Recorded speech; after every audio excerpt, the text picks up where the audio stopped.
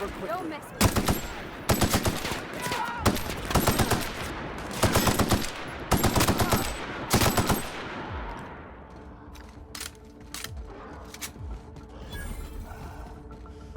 Well done. We are victorious.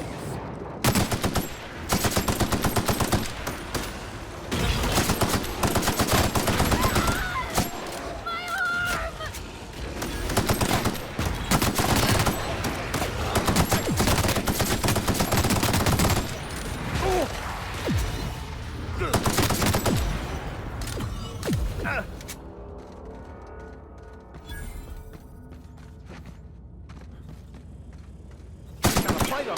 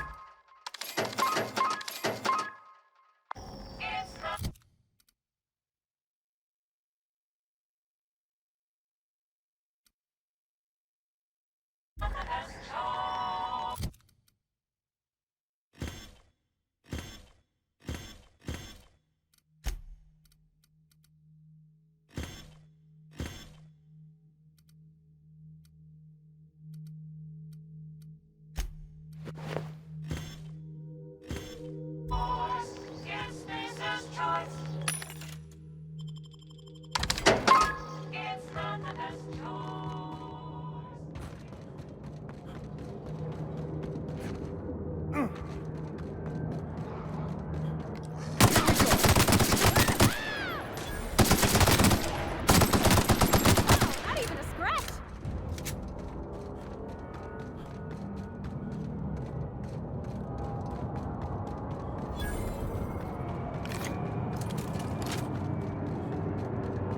Okay, that explains how we ain't dead.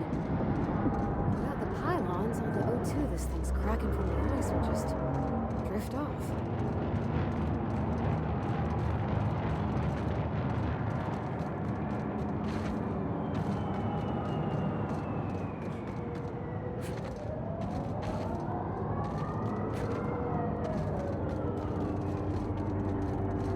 What was that? What was that?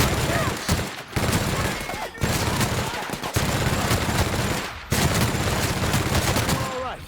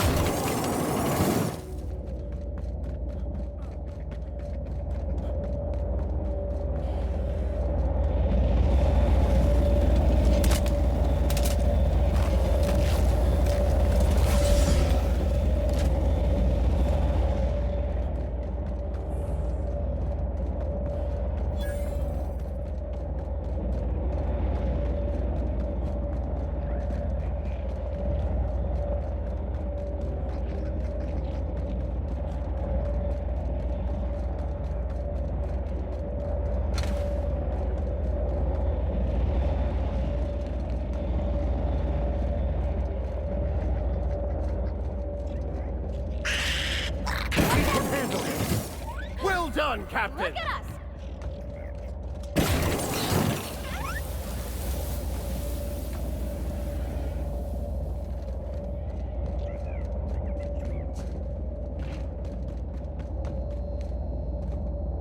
Found it? Wasn't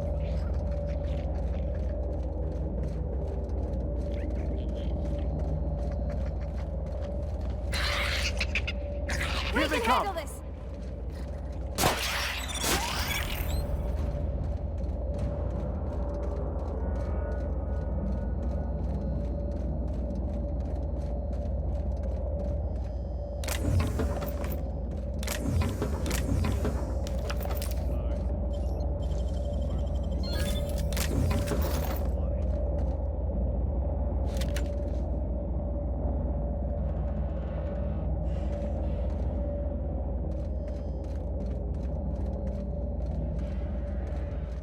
Thought I saw lights on. Let's have a fight on our way back.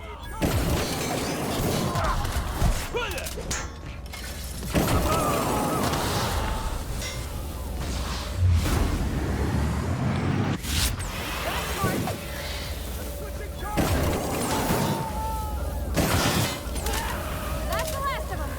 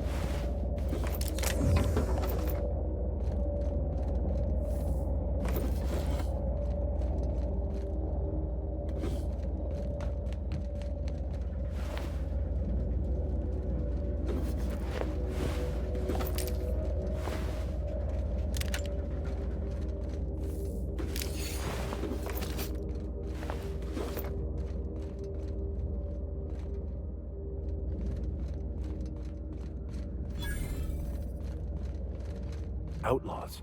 Dead ahead. Why is it fights every place we go?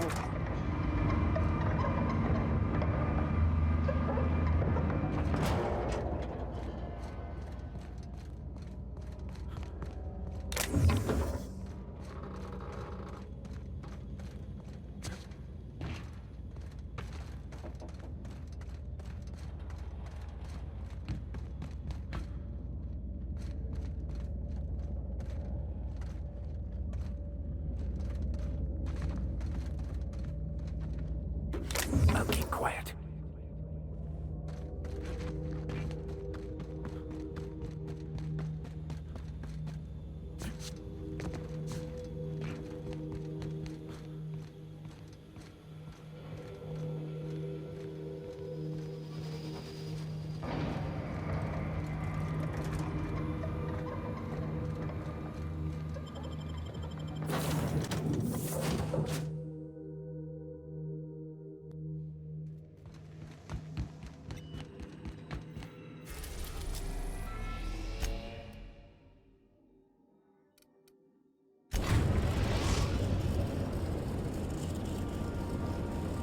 We are now in orbit above Stellar Bay, Captain.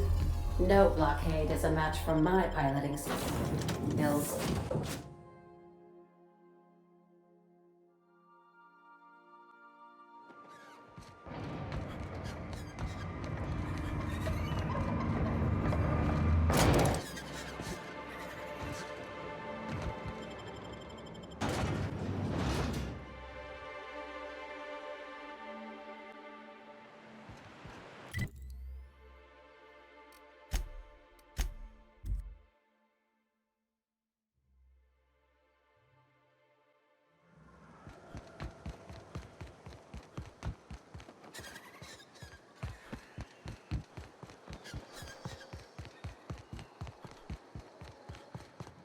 You seen Arthur today?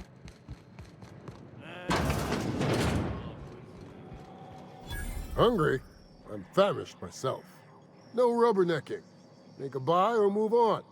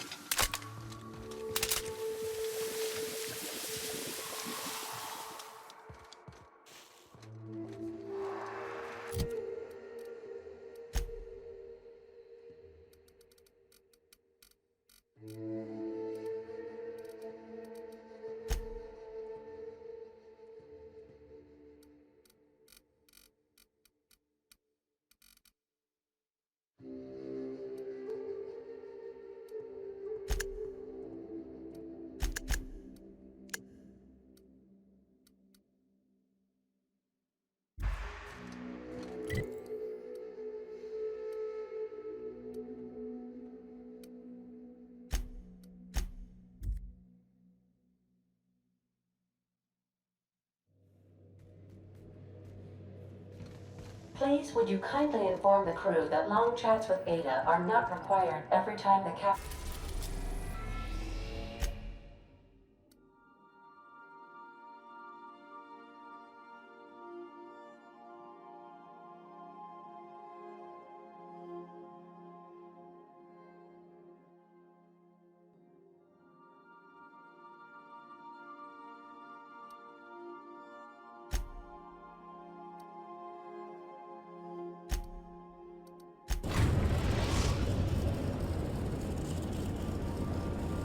Captain, I am pleased to inform you that we have successfully landed on Tartarus. Please be advised that electrical storms on the surface of Tartarus make departure impossible at this time.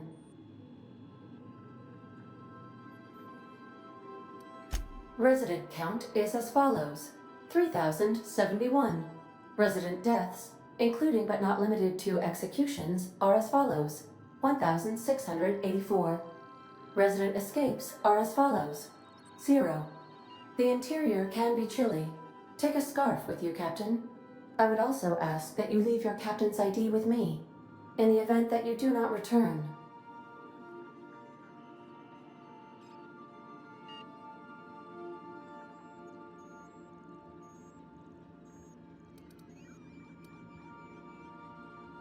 Understood.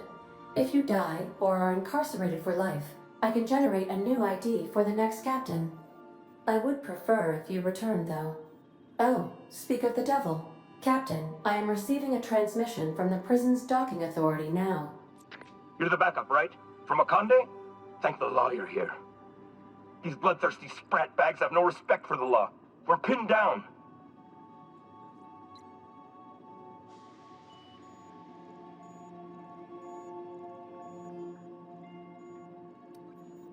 Good.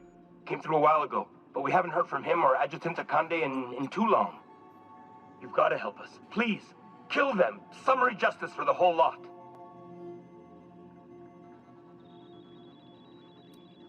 Last we heard, he was in the pit.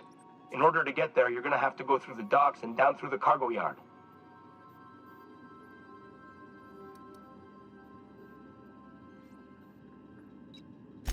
Bust through? Are you out of your mind? Those animals will tear us apart.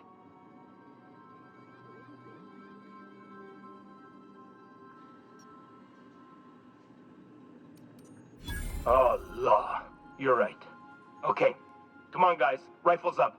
Let's kick these rung leeches out of our docking bay. For the chairman! Tartarus security out. Hang on.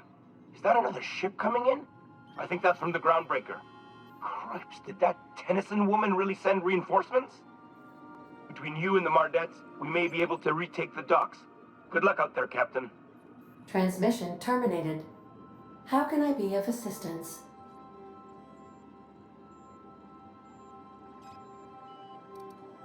See you soon, Captain.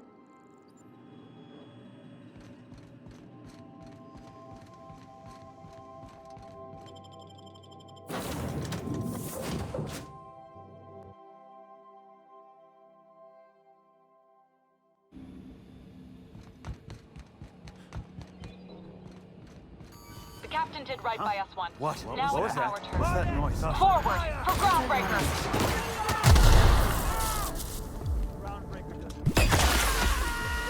Here they come. Don't mess with us! What's that noise?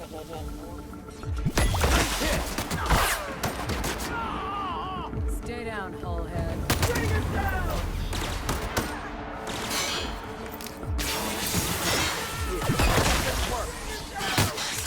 Stay down, hullhead.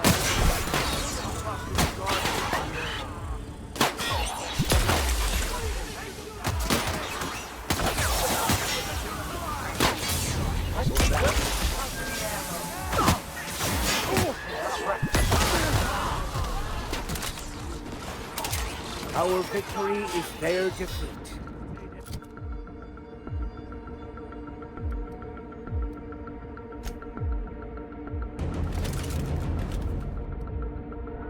Here they come!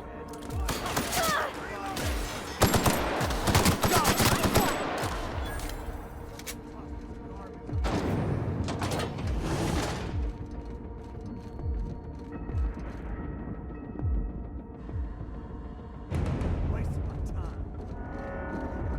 I call this place the Labyrinth. Perhaps we should all meditate on that as we make our descent. This might be the loneliest place in the whole system.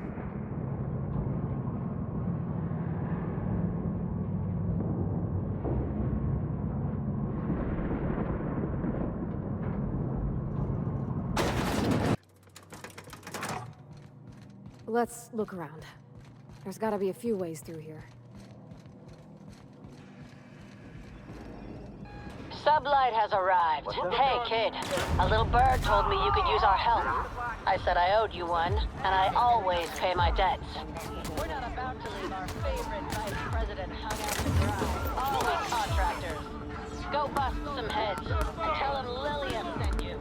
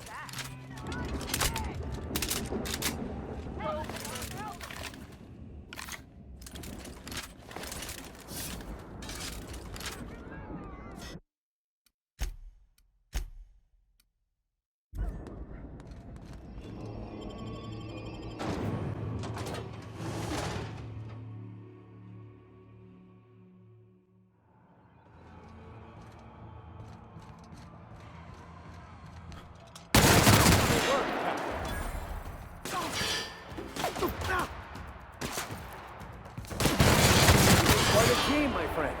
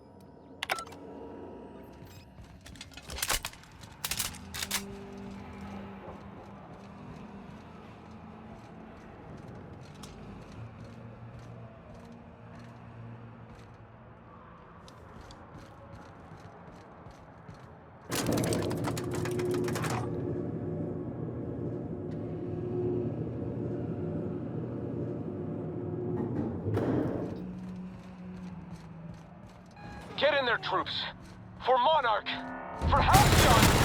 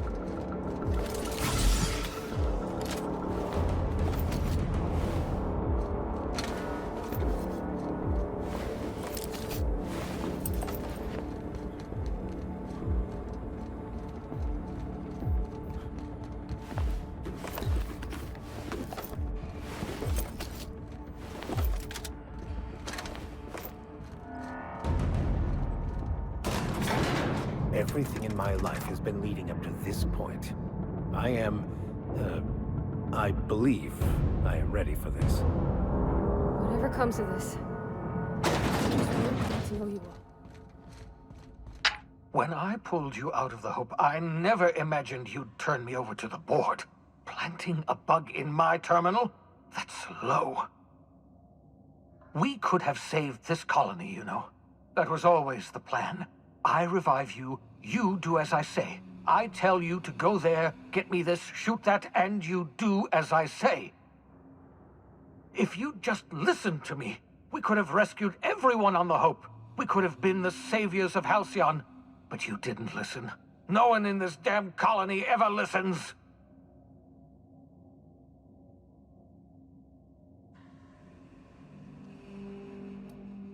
What? Oh, is this thing not working? Can you hear me now? Oh, wait a minute. You were mocking me. Unbelievable. You and your charm and your charisma. You had me so convinced you were on my side, but it was all just some elaborate ploy. If you think I'm going to admit defeat and throw myself at the mercy of the board, oh, you're wrong. I've still got some fight left in me. I can still bloody your nose.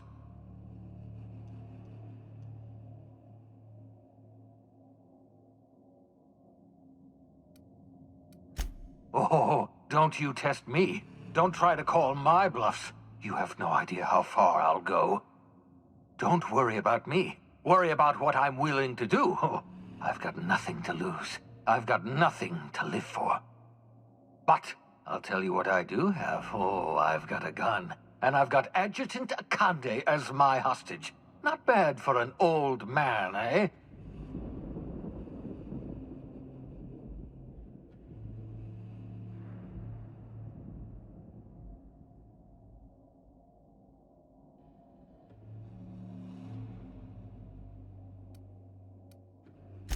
I can't imagine we've got anything left to say.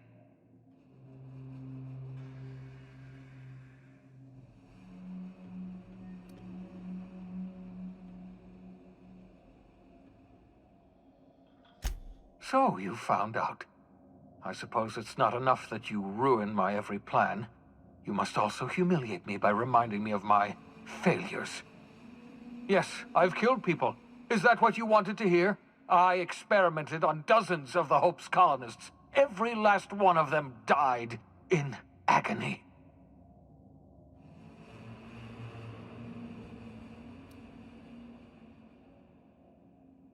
Yes, that's what I told myself.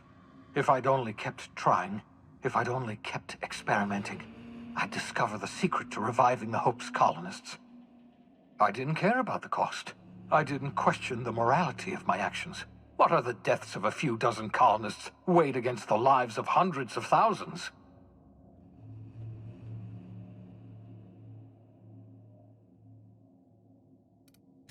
I can't undo the past. So many colonists died at my hands, just so I could revive you. Reviving you was a sin. I don't deserve to go on living in the world I helped ruin. My life's work has been an exercise in futility. The only honorable way to end it is to go down fighting.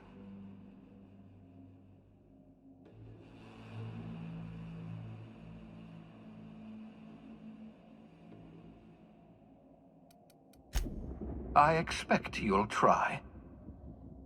I've programmed the Labyrinth's mechanical warden to kill you on sight. I'm sorry to have to do this, but I can't take any chances with you. You were my greatest success, and my greatest disappointment.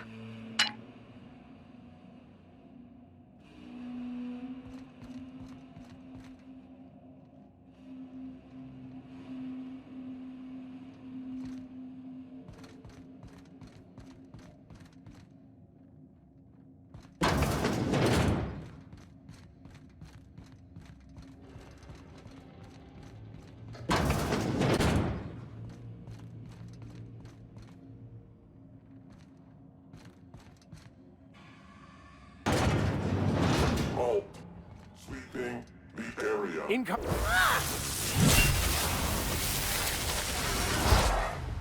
Your life was merely an illusion anyway.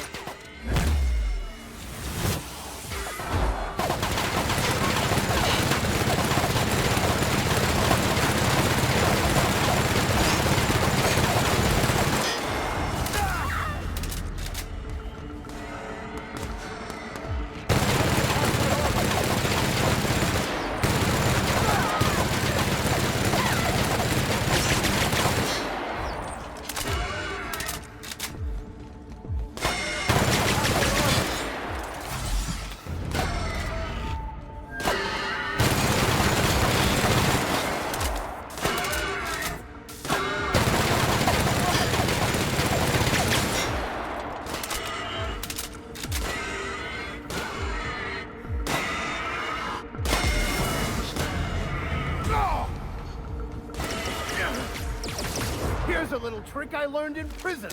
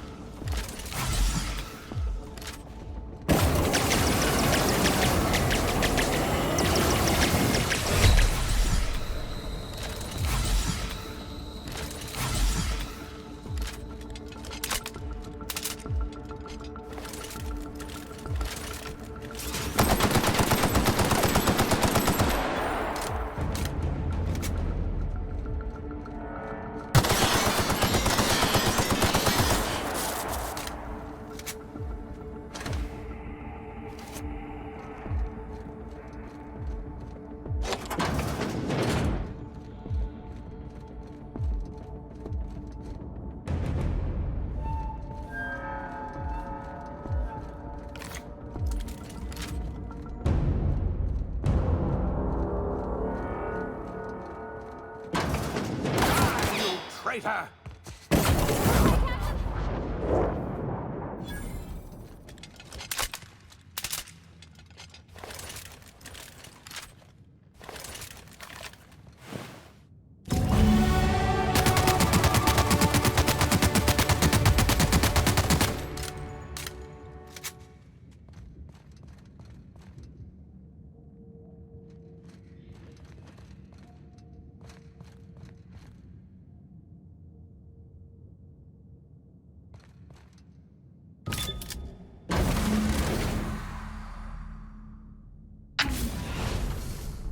Thank the law you're here. That madman was out of control. You were right to put him down. He was too far gone to be of any use to us. And what about you? You aren't hurt, I hope.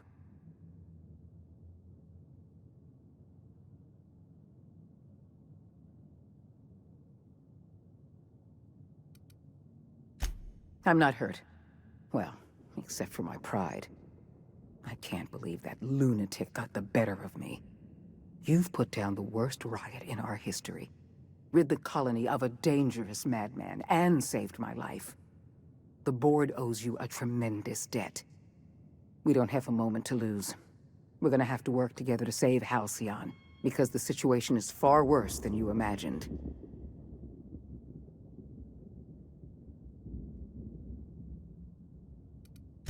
We've lost all contact with Earth.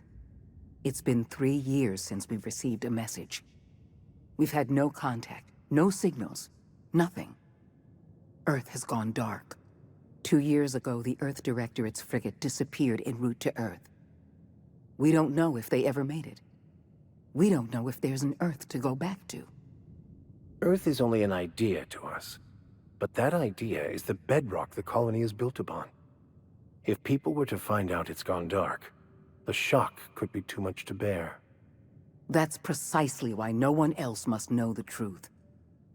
We're going to have to keep this secret to ourselves. You mean we're all alone out here? Really alone? You sound frightened, Miss Holcomb. You should be. Fear sharpens the mind. We're alone, Captain. That's all I know for certain. Whatever happens to this colony, we're going to have to deal with it on our own. Returning to Earth is not an option.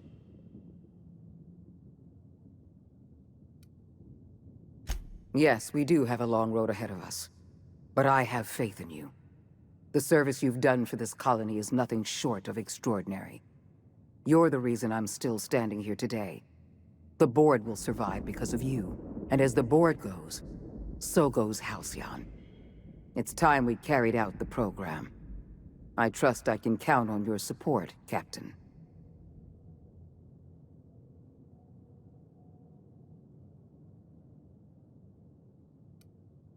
I'm pleased to hear that. The program is too important to hand over to the board's bureaucrats. That's why I'd like you to take the helm. I'll see to it that the Lifetime Employment Program operates under your supervision.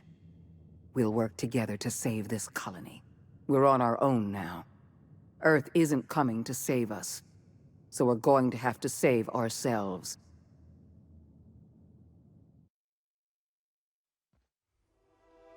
The OSI teaches that everything in the universe happens according to the grand plan. But the stranger that arrived in Halcyon was an unplanned variable. From the moment he landed in Emerald Vale, his actions altered the course of history. The riots in Tartarus ended in a total victory for the board. Without any significant threats to challenge their power, the board asserted their control over the colony. The Lifetime Employment Program began immediately, and the people of Halcyon did exactly what they were expected to do. They obeyed. Sophia Akande converted the labyrinth from a prison to a processing center. She jettisoned the original colonists out of the Hope and transformed the ship into a massive storage facility. One by one, the workers of Halcyon surrendered themselves to the program. They arrived with their families and their friends, their colleagues and their neighbors, and then, one by one, they marched into their stasis chambers. As the workers of Halcyon slept in their hibernation chambers, their settlements became ghost towns, left behind by the board to be reclaimed by nature. Only Byzantium remained, a shining beacon of civilization in an otherwise abandoned colony. The people of Byzantium spent the rest of their days gorging themselves on their stockpile of resources. As for the workers of Halcyon, they never felt the effects of the collapse. They never felt anything at all. With the board shuttering many of its smaller townships, Graham was never able to spread his ideals to Byzantium. On Monarch, however, the iconoclast movement swelled, forming the colony's hotbed of philosophical thought and freedom, a consistent counterpoint to the board's capitalist regime. Or so they viewed themselves, at least. The Byzantium elite find it endearing that those anarchistic hoopleheads are still allowed to breathe Halcyon air.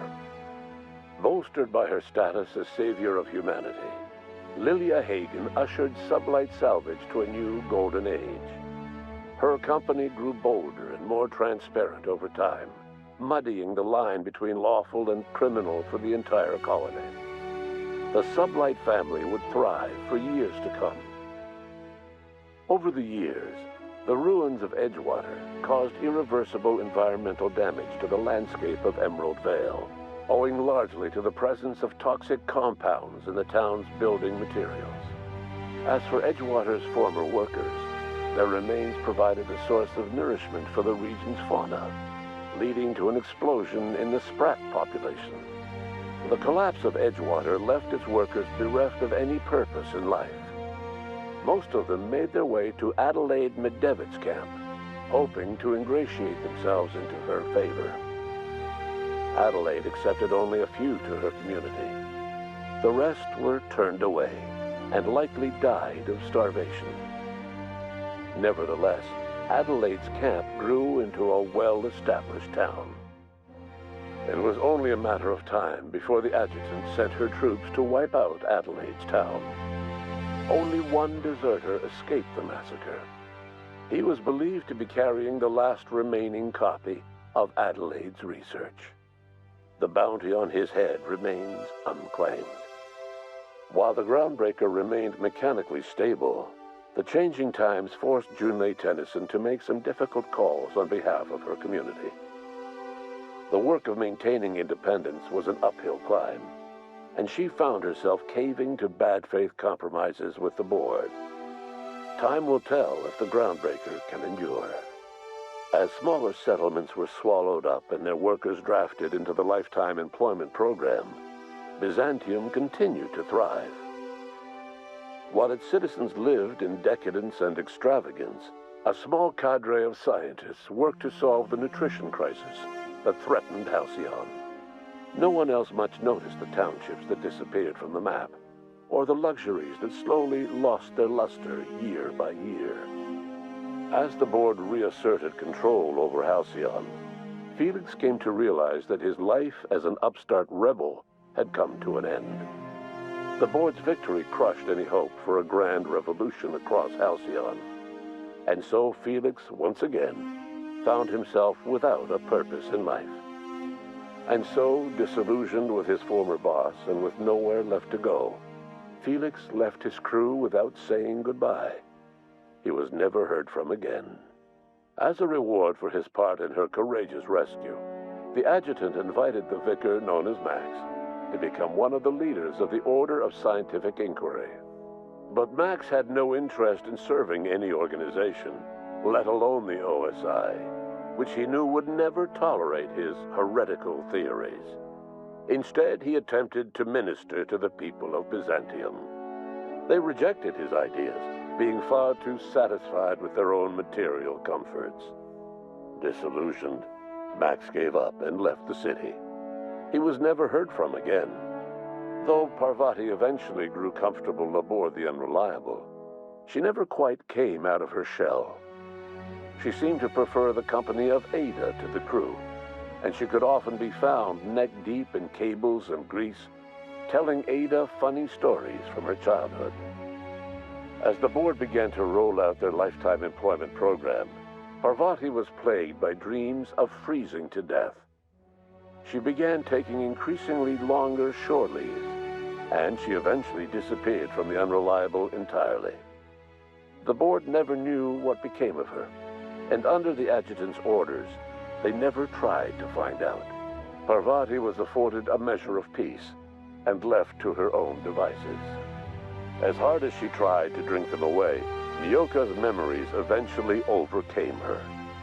Traveling with the crew served as a constant reminder of the family she'd lost, and so she eventually returned to Monarch to get back to what she found most comfortable: the deep end of a bottle and the far end of a trail. Few have seen her since, but travelers often swear they hear her and her machine gun in the night, screaming swears and spitting bullets. The SAM unit that accompanied you spread awareness of the product line's superior sanitation and maintenance capabilities across what was left of the colony. This led to a boost in SAM unit sales. Did you know that SAM units are the longest-lasting, toughest-acting cleaning solution in Halcyon? Though Minister Clark was eventually released from house arrest, long years of isolation left him a changed man, little suited for bureaucratic work or for the colony that was changing around him. He remained in his estate largely by choice, fading from public view. Adjutant Sophia Akande was instrumental in executing the Lifetime Employment Program. While the rest of Byzantium celebrated, Sophia returned to work by partnering with you. The two of you worked hard to ensure the Lifetime Employment Program ran smoothly. With Halcyon's workers suspended in a state of hibernation, starvation and chaos are problems of the past. The Lifetime Employment Program succeeded in its goals, but that success came at a price. The Halcyon of today is nothing at all like the colony of yesteryear. Power remains concentrated in Byzantium, but all the colony's resources serve the lifestyle of the elite, thereby transforming Halcyon into one of the smallest and most exclusive colonies in the system. And what about you, the unplanned variable in the history of Halcyon? After the riots on Tartarus came to an end, you threw in your support with Sophia Akande. While Akande administered the board herself, you oversaw the Lifetime Employment Program, stamping out corruption and negligence. Under your leadership, the program ran smoothly. Halcyon's workers were treated with a modicum of dignity. Your involvement kept the board honest and allowed the board scientists to work without the meddling of bureaucracy. No one knows what's happened to Earth, and no one knows what the future has in store for Halcyon.